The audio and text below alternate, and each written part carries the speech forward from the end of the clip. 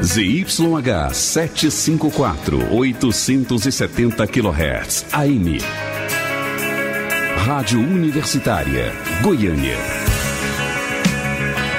Emissora da UFG.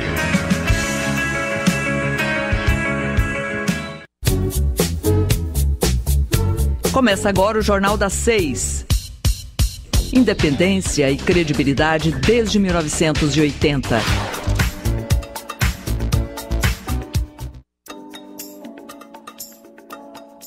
Boa noite, 6 horas em Goiânia, está começando o Jornal das 6.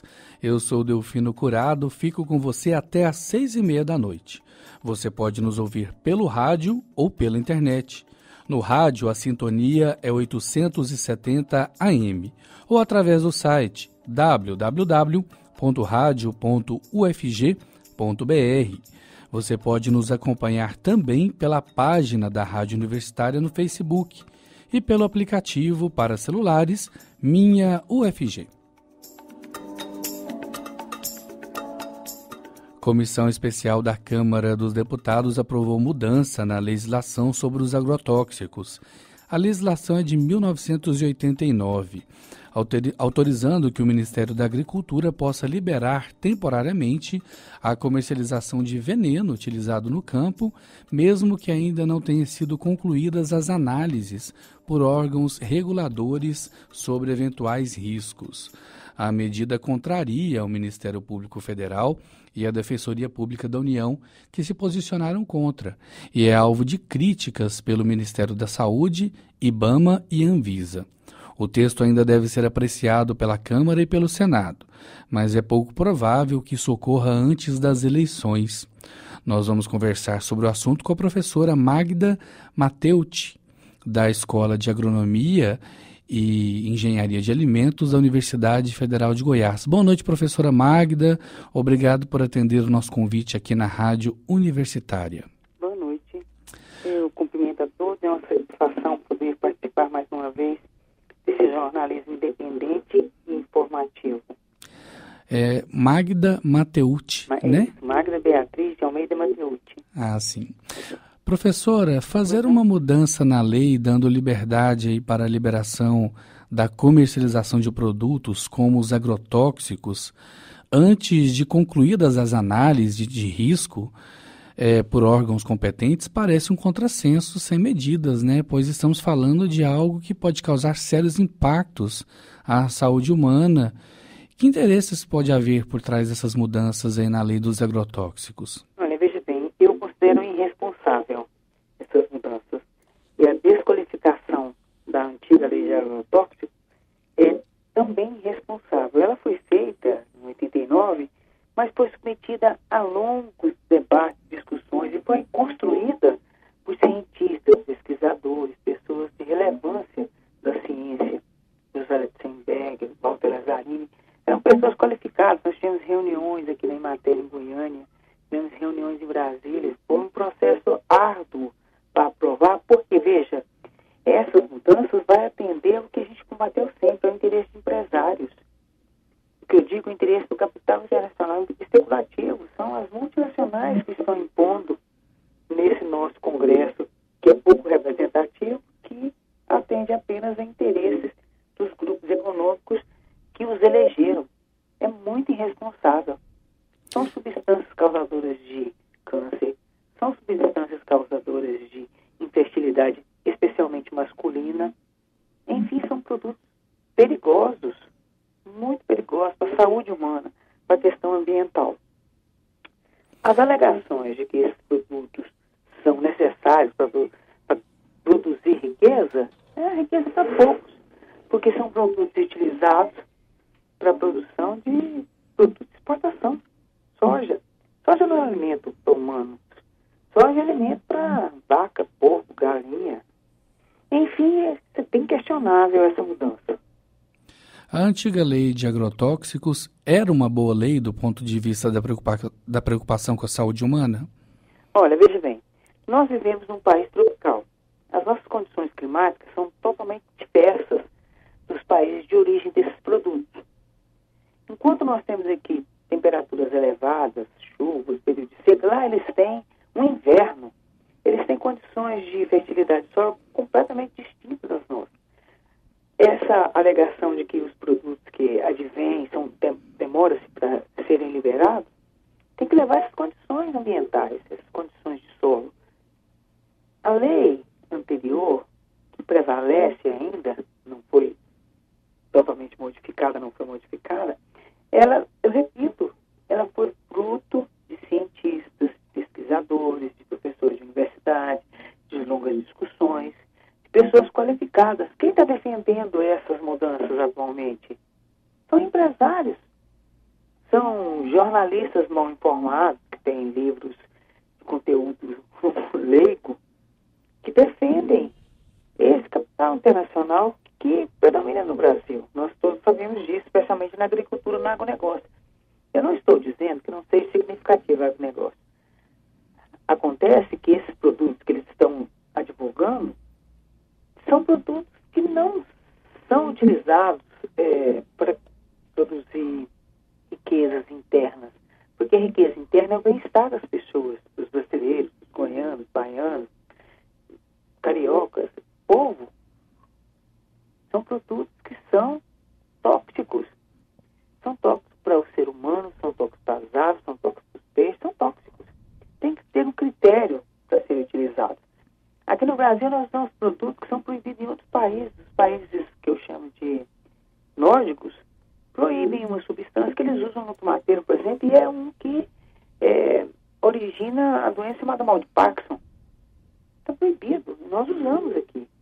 Não é fazer o Armagedon, terrorismo. São coisas que são reais. Nós vamos ter uma preocupação maior com isso. Essa questão de salvar o Brasil, o agronegócio salva o Brasil, não é bem isso. Eles salvam um grupo pequeno de pessoas. O povo brasileiro se alimenta do que o pequeno produtor produz e comercializa o seu excesso. Então nós temos que ter uma série de contingências ao aceitar essa argumentação de que o tempo é muito longo.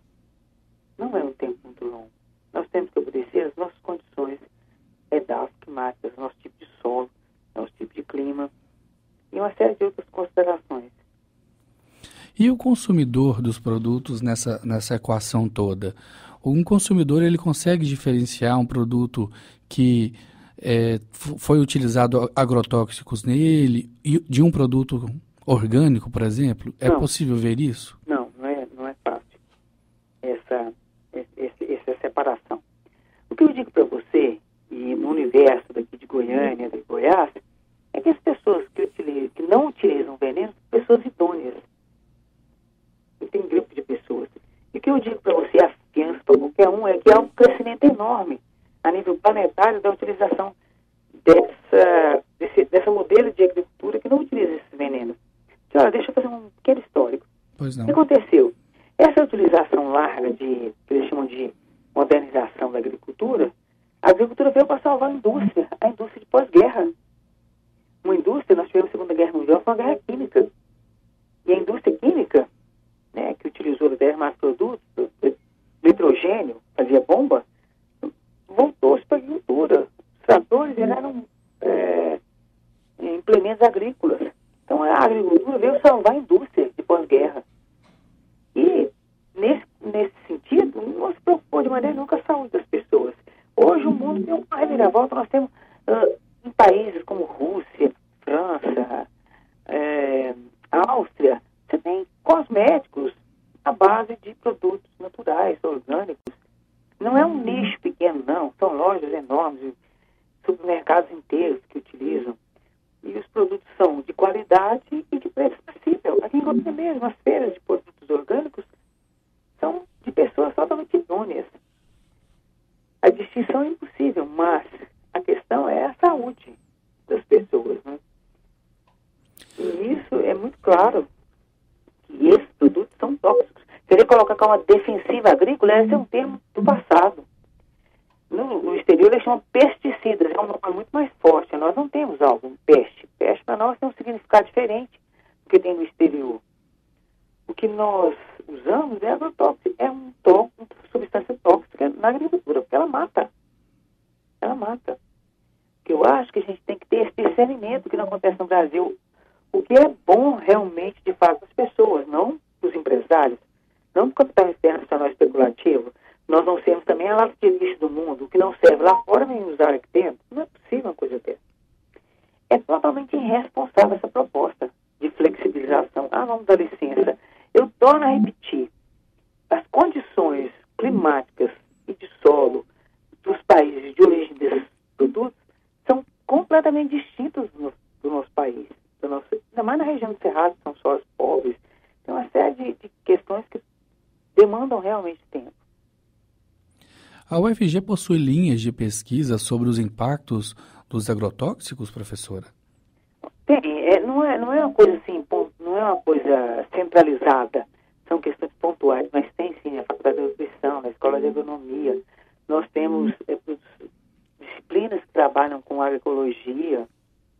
Na Faculdade de Nutrição existe, na Faculdade de Farmácia, existem muitos pesquisadores, pessoas preocupadas com essas questões. Acontece que não houve oportunidade de discussão, não foi imposto. Como todas as mudanças que estão ocorrendo atualmente estão sendo impostas, né? E eles usam como um dos argumentos é que é antiga a legislação.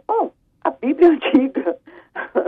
A Constituição dos Estados Unidos é antiga. E nem por isso a gente pode utilizar isso como argumento, a antiguidade.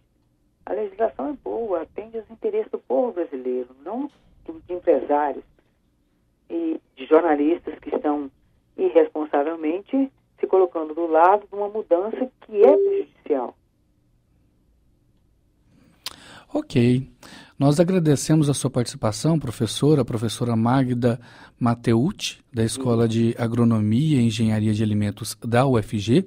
Professora, muito obrigado pela entrevista e nós deixamos o espaço aqui sempre abertos para novas informações sobre esse tema, professora. Eu agradeço a oportunidade, espero ter esclarecido e me coloco à disposição. É preciso que as pessoas, e vocês são um canal para isso, se esclareçam mais. Não se deixe levar por esse canto da sereia.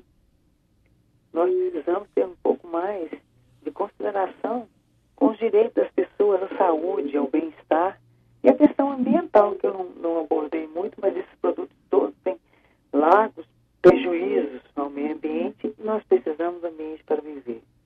Eu agradeço muito a oportunidade, uma boa noite para você e a todos, e estamos sempre à disposição. Muito obrigado, professora. Agora são 6h12 e ainda dentro desse tema ambiental, o Brasil é o país mais perigoso no mundo para os ambientalistas. A reportagem é de Fernanda Wenzel. Ao longo da última década, o Brasil tem sido o país mais perigoso para quem defende o meio ambiente e a terra. A conclusão é de um levantamento divulgado nesta terça-feira pela Global Witness. O Brasil foi o país com o maior número de assassinatos contra ativistas no ano passado. Foram 57, 8 a mais do que no ano anterior. O aumento da violência já havia sido apontado pela Comissão Pastoral da Terra. Rubens Siqueira, da coordenação da Pastoral, lembra que em 2017 a organização registrou 5 massacres no campo. Esses massacres eles só aconteciam no Brasil nos anos 80. Que houve também um boom de extensão da fronteira agrícola, favorecimento por incentivos fiscais na época da ditadura. Chegar a esse ponto, como aconteceu no ano passado, é que revela essa situação de fraqueza das instituições. Entre os massacres ocorridos no ano passado está o de Pau d'Arco, no Pará, onde 9 homens e uma mulher foram mortos por policiais militares e civis durante a desocupação de uma fazenda. Rubens Siqueira acredita que o aumento da violência também é consequência da instabilidade do mercado financeiro após a crise de 2008.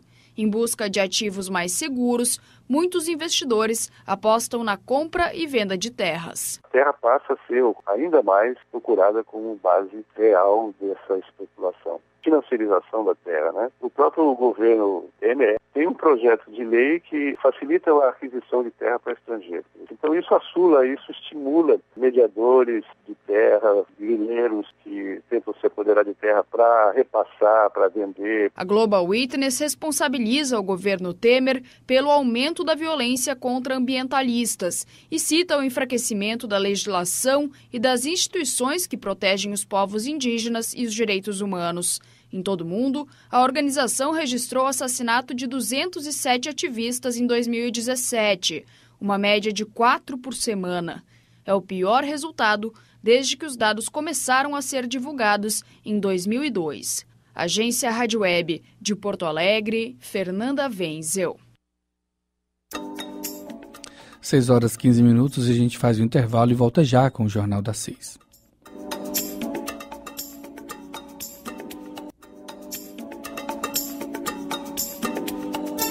Estamos apresentando Jornal das 6.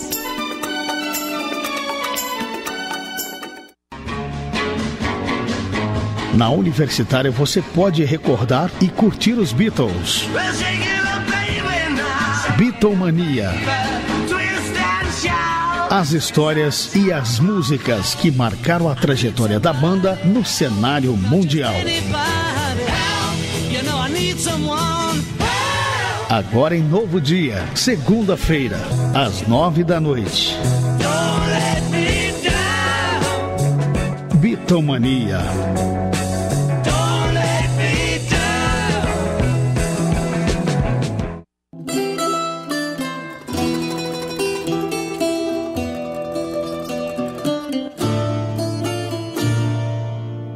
O melhor da música popular do Brasil. Brasileiríssimas. Os grandes compositores, intérpretes e grupos que criam a identidade da música brasileira. Ritmos, canções e vozes que marcam a vida do Brasil. De segunda a sexta-feira, 8h. Universitária. Compromisso com a cultura brasileira. Voltamos a apresentar o Jornal das 6. 6h16 e um médico e professor da UFG, Selmo Porto, orientou uma tese de doutorado sobre o uso de substâncias psicoativas em idosos. Ele concedeu entrevista para a jornalista Silvânia Lima. Vamos ouvir. Professor Selmo Porto, recentemente, sob sua orientação, houve a defesa de uma tese lá na Faculdade de Medicina relacionada ao uso de substâncias psicoativas por idosos. Fale um pouco sobre esse trabalho, professor, como que ele foi feito e a que conclusões chegou. Primeiro eu quero falar sobre a minha orientanda, a doutoranda, a Lázara. Foi uma doutoranda maravilhosa, porque ela tinha todas as características de um aluno como qualquer. Então aquela questão dela ser idosa não teve nenhuma importância, porque ela se comportou da mesma maneira que todos os meus outros orientandos. Foi um momento muito agradável para mim orientar a professora Lázara. Então, eu gostaria de ressaltar esse lado, que o idoso ele pode ser um ótimo aluno numa faixa de idade que já se pensa que isso não vai ser importante para ele. Foi muito importante para a Lázara, eu tenho certeza. Foi importante para mim, para conhecer um aluno na faixa etária dela. E importante para a ciência, porque a tese dela foi de alta qualidade científica. Ela mostrou dados muito interessantes. O senhor se refere a Lázara Ribeiro Ferreira Lima, que é ex-aluna do Programa de Pós-Graduação em Ciências da Saúde, que realizou esse trabalho sob sua orientação e que é uma das dirigentes lá do Núcleo de Pesquisa, Ensino e Extensão, NEPEV, em Envelhecimento, NEPEV, da UFG. Eu gosto de chamar a professora Lázara agora de professora doutora Lázara. Eu faço isso com muito orgulho. Então fala um pouquinho sobre o trabalho, professor. A professora Lázara, ela um dia me chegou e eu não a conhecia muito bem, mas sabia que ela atuava na área de idosos e conhecia já as atividades dela na universidade, através da professora Tânia, com quem ela teve uma relação especial. E foi, aliás, a professora Tânia que sugeriu a ela que ela poderia fazer uma tese. E a primeira coisa que ela disse, falou, mas eu fazia a tese nessa fase da minha vida? Eu disse, não estou vendo problema nenhum nisso. Eu acho que é tão natural na sua fase como na minha, seu orientador. Então nós estamos empatados. E a tese dela era com duas coisas muito importantes. Primeiro, idosos, que é a minha linha de pesquisa, que precisam ser estudados sob os mais variados aspectos. E segundo, quando ela falou para mim o uso de drogas, nós nem usamos no início a palavra psicoativos, nós usamos a expressão corriqueira, o uso de drogas por idosos. Eu fiquei estimulado, muito motivado para orientar a professora Lázara, porque é uma interrogação isso. A primeira coisa que ela fez, e muito bem, foi um levantamento da literatura a respeito disso. E tem poucos trabalhos. É como se isso não fosse um problema. Idoso não vai usar droga, já passou dessa fase da vida, isso é coisa de jovem, de adolescente, na melhor das hipóteses, de adulto. E a hipótese estava correta dela. Os idosos estão usando drogas, usando substâncias psicoativas, uma parte por prescrição, que são mesmo medicamentos, e isso ficou demonstrado na tese dela, mas a utilização de drogas sob a forma de nicotina e sob a forma de etanol, que são as bebidas alcoólicas de uma maneira geral, o tabaco também de uma maneira geral, é muito utilizado. Mas, curiosamente, os idosos que foram estudados diminuíram o uso. E tem uma razão para isso que ela descobriu na pesquisa dela. Vamos situar onde que essa pesquisa foi feita, por um grupo de idosos de alguma instituição? Centro de convivência. Ela fez um grupo de centro de convivência que até quando ela escolheu esse local para trabalho, foi por uma análise de que onde que nós poderíamos encontrar um grupo de idosos com certa homogeneidade. Então ela buscou centro de referência de convivência. Mas não havia nenhum estudo feito ainda. Nós não encontramos na literatura um estudo feito com idosos que frequentam centro de convivência. Tem alguns estudos feitos em outros locais do país, nós estudamos a epidemiologia desse problema no Brasil, mas era da população de uma maneira geral. Foi em um centro de convivência onde? Qual cidade? Aqui em Goiânia. E que conclusões que vocês chegaram com esse trabalho? A primeira conclusão foi que há uso dessas drogas, não só que nós estudamos por intermédio de um instrumento muito bem feito que chama ASSIST, é um instrumento de pesquisa, em que ela registrou não apenas o uso de tabaco nas suas várias formas, de bebidas alcoólicas, mas outras substâncias psicoativas. Mas a tese dela ficou mais restrita. Nós procuramos ver o uso de maconha, de cocaína, de anfetamina, de crack, tudo fazia parte da pesquisa. Isso é comum entre os idosos? Na tese dela não foi encontrado como comum.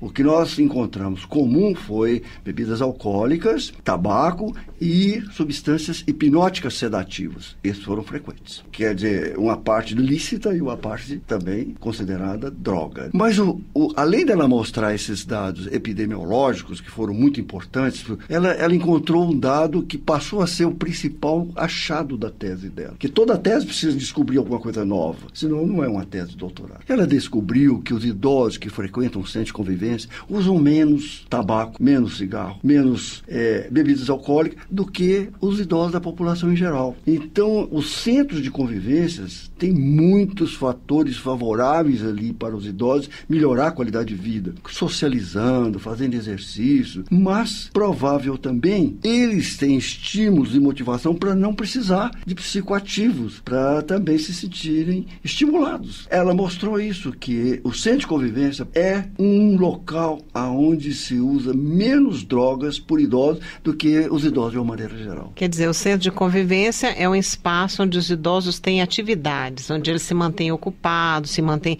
realizando atividades que trazem satisfação e prazer. Perfeito. E estar ocupado, fazer aquilo que a pessoa gosta, são os melhores motivadores para a pessoa não precisar de elementos estranhos, como os psicoativos, para poder se sentir bem. A pesquisa também investigou sobre os medicamentos prescritos para idosos? Ela pesquisou, mas não especificamente. Esse instrumento de pesquisa, o ASSIST, ele é genérico. Ele não faz pesquisa específica.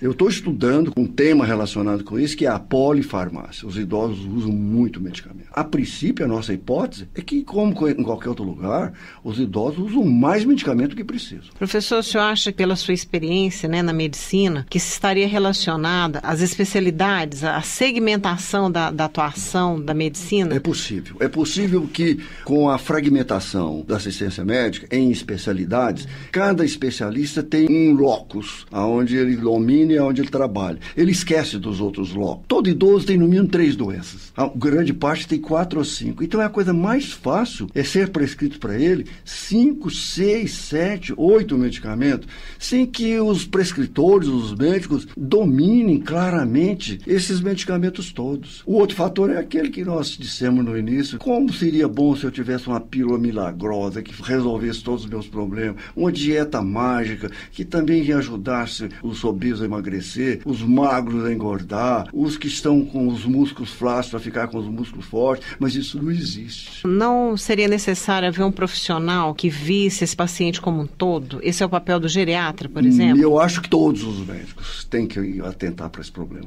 Não há geriatras no mundo para os idosos todos, nunca haverá. Então isso tem que ser o papel de todos os médicos. Eu costumo dizer para os meus alunos: quem não quiser trabalhar com idoso, não pode trabalhar com medicina. Os idosos hoje fazem parte integrante da população. 10, 15, 20% da população vai ser de idosos. Vai ter mais idoso que crianças. Então não há possibilidade. O geriatra tem o seu papel, mas ele sozinho jamais iria resolver esse problema. E o senhor, como um profissional de larga experiência e atuante aqui no programa de pós-graduação da Faculdade de Medicina, o senhor nota que no currículo, nas grades, há essa preocupação? Não há. As escolas médicas, os cursos de medicina, eles não estão ainda interessados em colocar isso na grade curricular. Quando foi incluído o interesse pelas crianças, foram criados os departamentos de pediatria. Você já ouviu falar em departamento de geriatria? Não existe. Algumas faculdades, inclusive a nossa faculdade aqui, ela é pioneira nesse sentido. Nós, desde há muitos anos, estamos interessados em colocar o ensino da medicina para os idosos. Mas isso não é parte ainda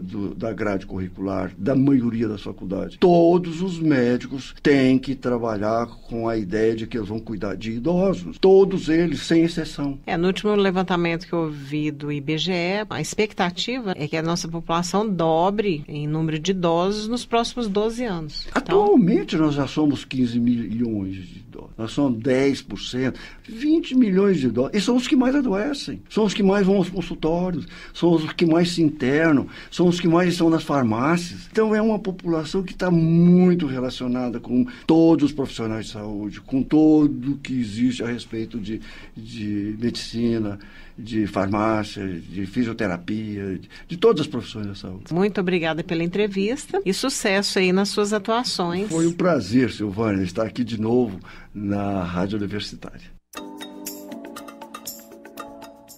6h27 e as inscrições para o FIES são prorrogadas e terminam hoje, às 11h59 da noite. A reportagem é de Cíntia Moreira.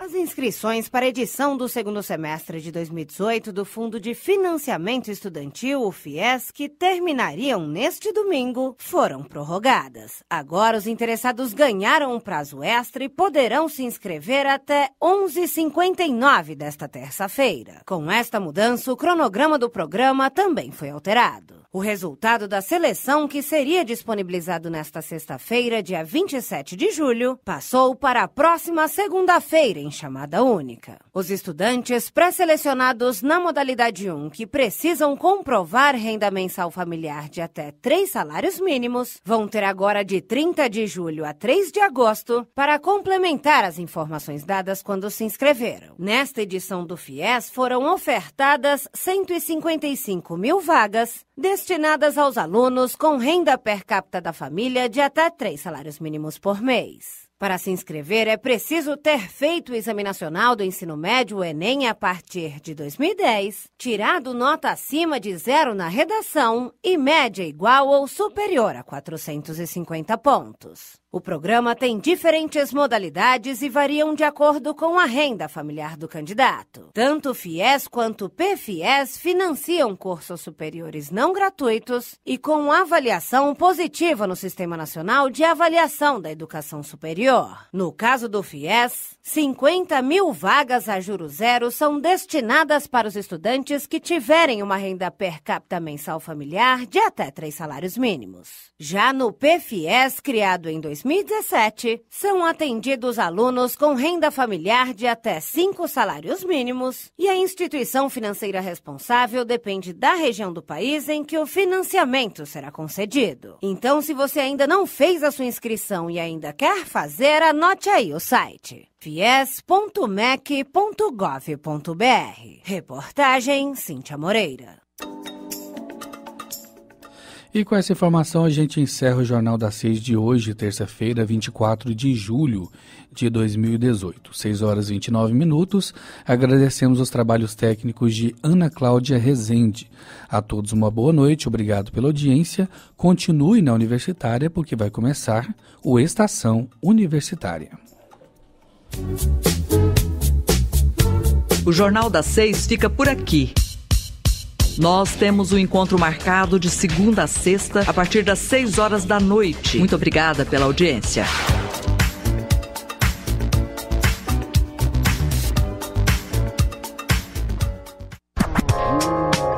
Universitária Goiânia, 870 AM. Música, informação e diversidade cultural. Emissora da UFG.